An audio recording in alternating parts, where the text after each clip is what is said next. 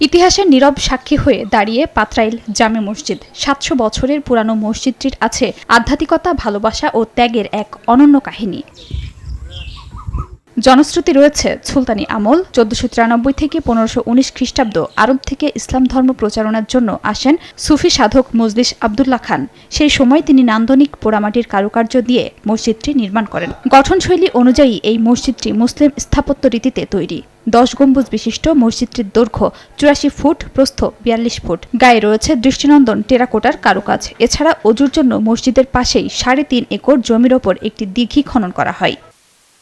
মসজিদটি দেখতে, নামাজ আদায় এবং মানত পূরণে প্রতিদিন দেশের বিভিন্ন প্রান্ত থেকে ছুটে আসেন মুসল্লিরা। ইবাদত শেষে চলে যান দিঘির পাড়ে। পানিতে পরিপূর্ণ দিঘিটি এক নজর দেখতেই মনে প্রশান্তি মেলে। ঐতিহাসিক মসজিদের পাশেই চিরনিদ্রায় শায়িত আছেন মজলিস আবদুল্লাহ খান। বর্তমানে মসজিদটি প্রত্নতত্ত্ব অধিদপ্তরের তত্ত্বাবধানে রয়েছে। কেউ বলছে ৭০০ বছর, কেউ ৮০০ বছর, কেউ ৬০০ বছর, এরকম ভাবে বলছে। আমরাও ঠিক এইভাবেই বলি।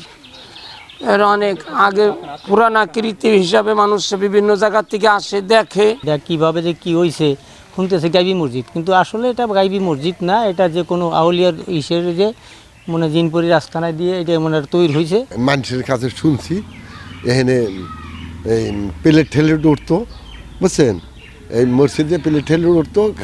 এই দেশে খাওয়া দাওয়া হলে প্লেট ঠেলে উঠতো। এটা বলে একটা প্লেট ছাই ভরে রাখছে, আর প্লেট ওড়ে নাই। চুন আর সুরকি, কোনো সিমেন্ট নাই, বালু নাই, সিমেন্ট নাই, কিছু নাই, চুন আর সুরকি সব কিছু। অনেক দূর দূরান্তের লোক আইতেছে। আমরা শুনতে ১৪-১৫০০ বছর আগের এই চর্যটা বুঝছেন, মজলিস আউলিয়ার এটা হয়েছে আর কি। এখানে আছে আউলিয়া মাজার আছে, যে মসজিদটা তৈরি করছে সে মাজার আছে মজলিস আবদুল্লাহ খান। তার পিছিয়ে আছে আবার ৩ নং ২৭টা কবর আছে, লাইন বাই ৯টা করিয়া। এখন দেখাও যায়, পাকাও আছে, কিছু ভাঙিয়ে গেছে মাজারগুলি, কবরগুলি, আর কিছু পাকা আছে।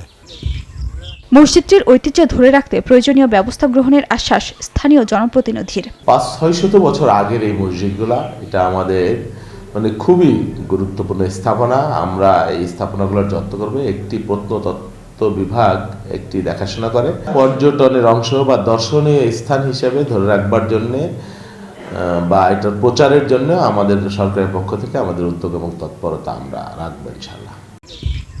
পাত্রাইল মসজিদটি ফরিদপুরের ভাঙ্গা উপজেলার আজিবনগর ইউনিয়নে অবস্থিত। এটি দিঘিরপাড় আউলিয়া মসজিদ নামেও পরিচিত।